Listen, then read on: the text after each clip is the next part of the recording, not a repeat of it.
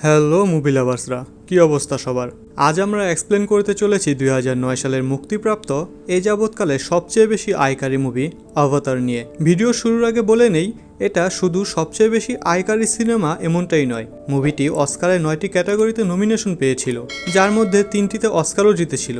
তাছাড়া মুভির ডিরেক্টর আমাদের সবার পরিচিত জেমস ক্যামেরুন। আজকের ভিডিওতে আমরা এর প্রথম পর্বটিকে এক্সপ্লেন করব, আর হ্যাঁ, আপনাদের যথেষ্ট ভালোবাসা পেলে অবশ্যই এর পরের পর্বগুলো এক্সপ্লেনেশন ভিডিও আনার চেষ্টা করব। তাহলে চলুন শুরু করা যাক আজকের ভিডিও।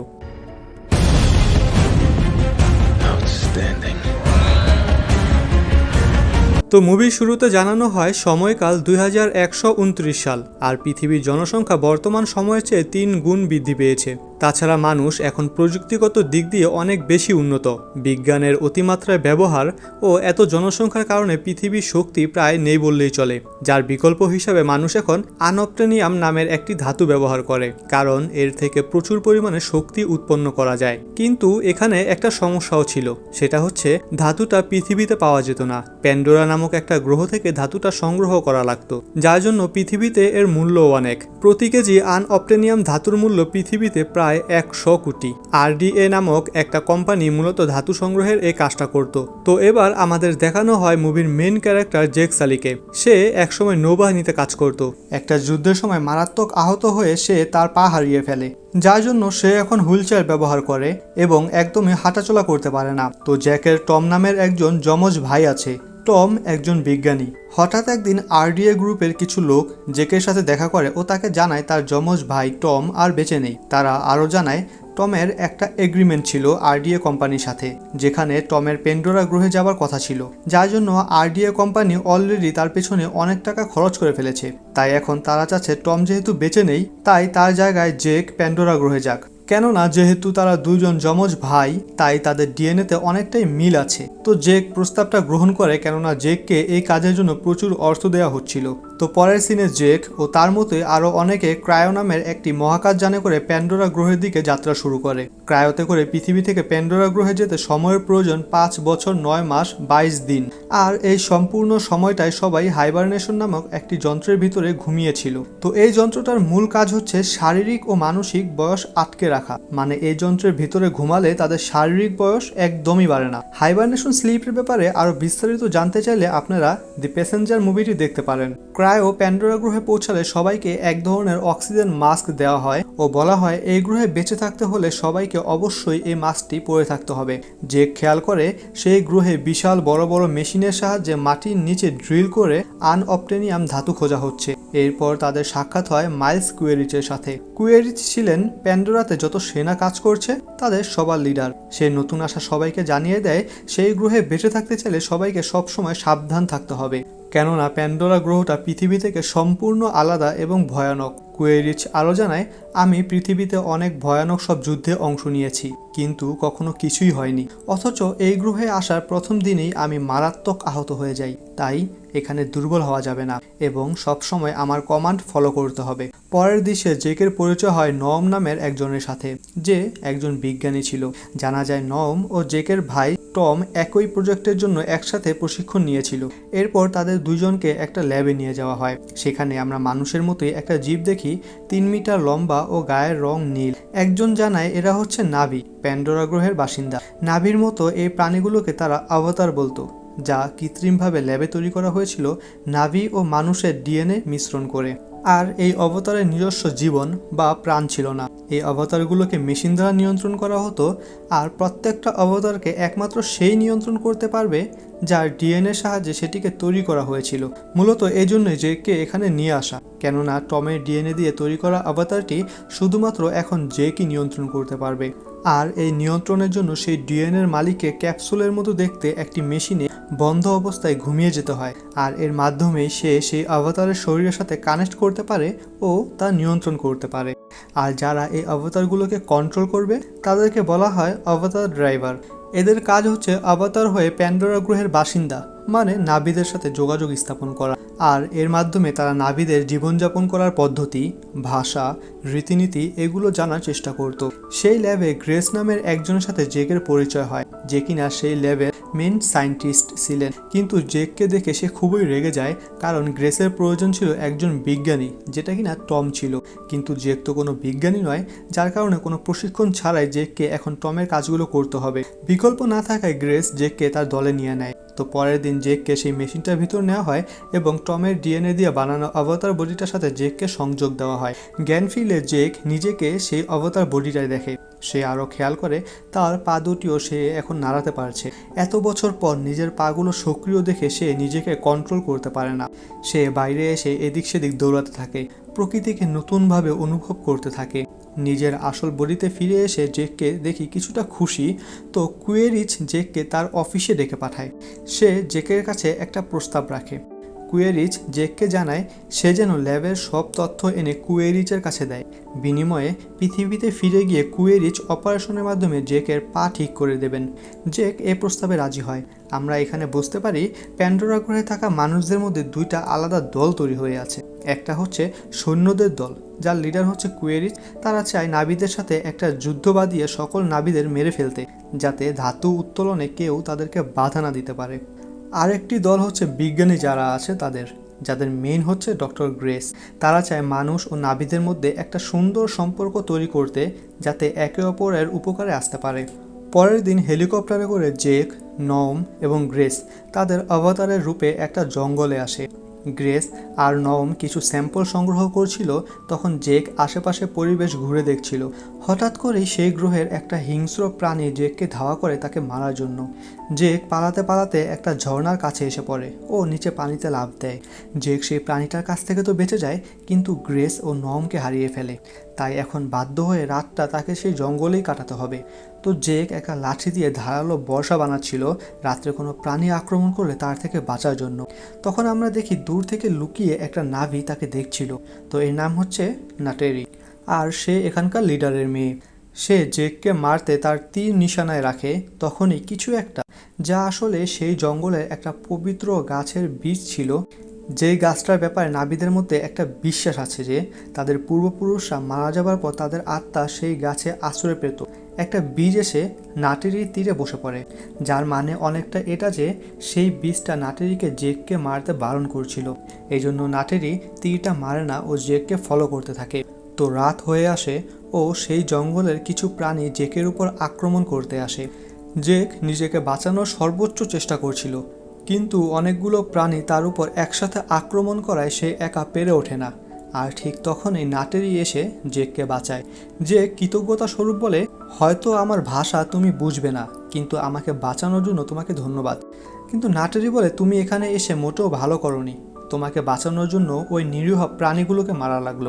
গ্রেস এই গ্রহে একটি স্কুল বানিয়েছিল নাবিদের ভাষা সম্পর্কে জানতে। নাটেরি আসলে মানুষের ভাষাটা শিখেছিল গ্রেসের সেই স্কুল থেকেই। জেক নাটেরিকে বলে সে নাবিদের জীবনযাপন সম্পর্কে জানতে আগ্রহী। সে চায় নাটেরি যেন তাকে সাথে নিয়ে যায়, কিন্তু নাটেরি রাজি হয় না। আর ঠিক তখনই সেই পবিত্র গাছের অনেকগুলো বীজ এসে জেকের চারপাশে উড়তে থাকে। নাটেরি এটাকে তার পূর্বপুরুষদের ইশারা মনে করে, তাই সে জেককে তার সাথে নিজেদের গ্রামে নিয়ে আসে। নাটেরি জানায় সেই আত্মাগুলো জেককে পছন্দ করেছে, যার জন্য সবাই সিদ্ধান্ত নেয় জেক তাদের সাথে এখানে থাকতে পারবে এবং তাকে তাদের জীবনযাপন, ভাষা এগুলোও শেখাবে। আর এই দায়িত্ব দেওয়া হয় নাটেরির ওপর, মানে নাটেরি এখন জেককে এসব ব্যাপারে শিক্ষা দেবে। তো জেক সেই গ্রামে বসবাস শুরু করে। আমরা দেখি সেই গ্রামে বিশাল বিশাল এক ধরনের গাছ ছিল, আর সেই গাছের ডালপালাতেই নাভিরা তাদের ঘর বানিয়ে বাস করত। তো রাত্রে জেক ঘুমিয়ে পড়ে, আর তখনই সে তার মানব শরীর মানে বাস্তব জীবনে ফিরে আসে।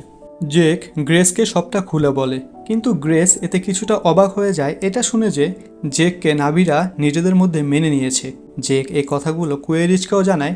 জেক এখানে জানতে পারে নাবিরা যেই গাছের ডালপালায় বসবাস করত সেই গাছের শিকড়ের নিচে গভীরে প্রচুর আনঅবটেনিয়াম ধাতু আছে। কুয়েরিচ জেককে বলে, তুমি গ্রামবাসীদের সাথেই সময় কাটানো শুরু করো, চেষ্টা করো তাদের ভরসা জিততে। আর এমনটা করলে আমরা যখন সেই গাছের নিচে ধাতুগুলো উত্তোলন করতে যাব, তখন তুমি যেন তাদেরকে সেই জায়গা থেকে সরিয়ে দিতে পারো। জেক আবার ল্যাবে ফিরে এসে গ্রেসকে এই ব্যাপারে বলে। গ্রেস চাইছিল ল্যাবের কোনো কথা কুয়েরিচ যাতে না জানতে পারে। এজন্য গ্রেস, নওম ও জ্যাক সেই ল্যাব থেকে দূরে একটা পাহাড়ে চলে আসে তাদের পরীক্ষা চালানোর জন্য। তো এখান থেকে জেক তার অবতারের সাথে কানেক্ট হতো এবং নাটেরির কাছ থেকে বিভিন্ন প্রশিক্ষণ নিতে থাকে। যতই দিন যাচ্ছিল জেক আস্তে আস্তে তাদের জীবনযাপন করার ধরন, ভাষা, শিকার করা এসব শিখতে থাকে।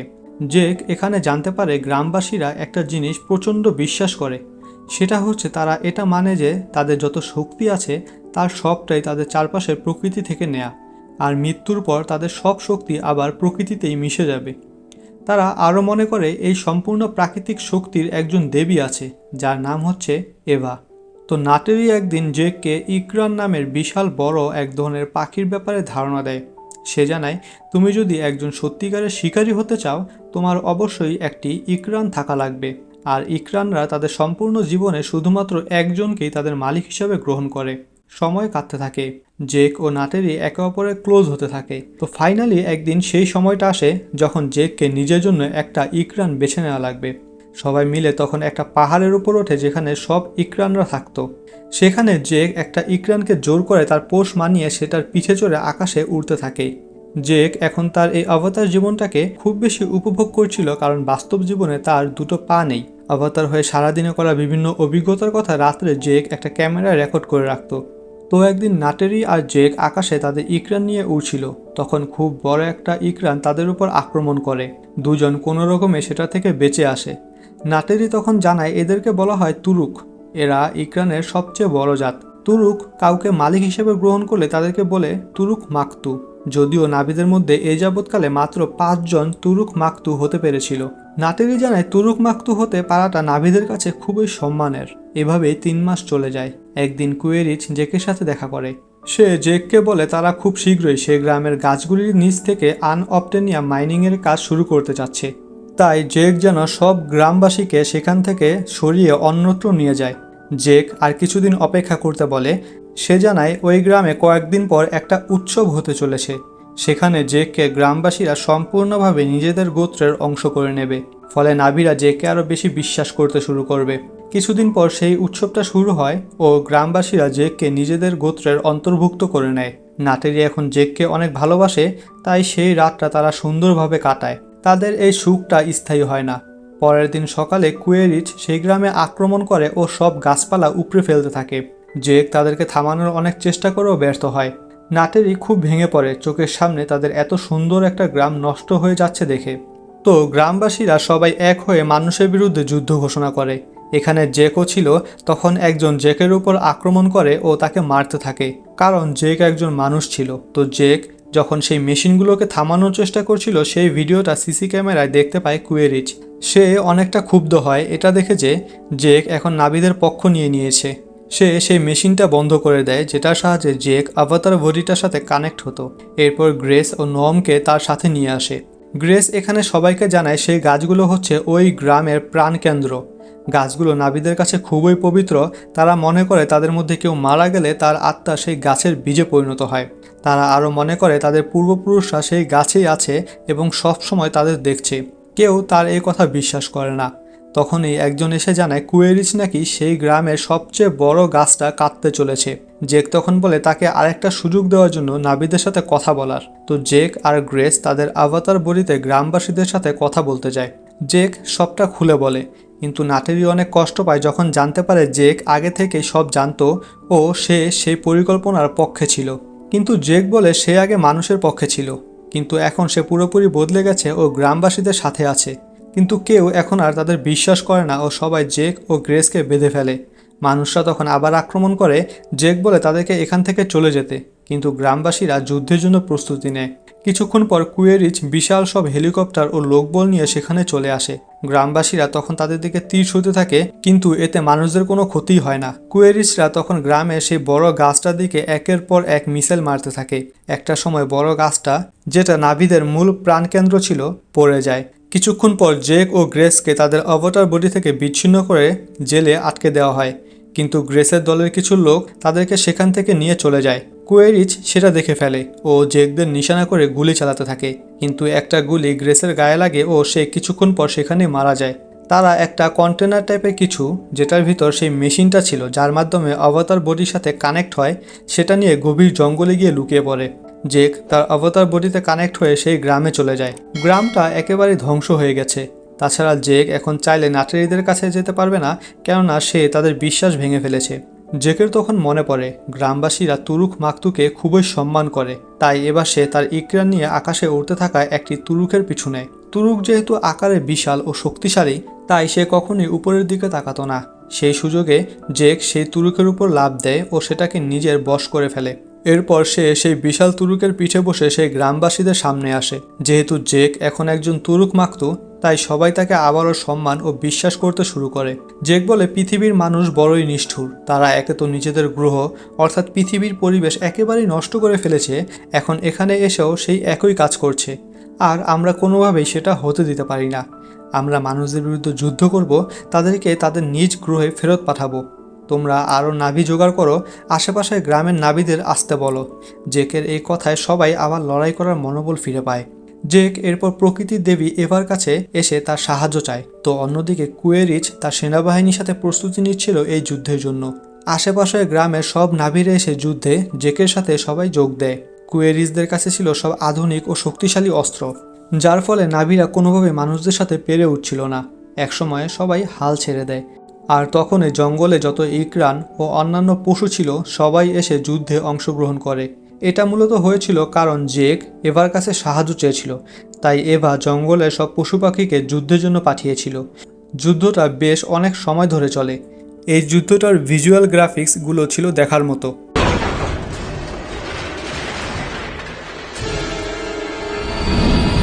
একটা সময় জেক ও নাটোরি মিলে কুয়েরিচকে মেরে ফেলে।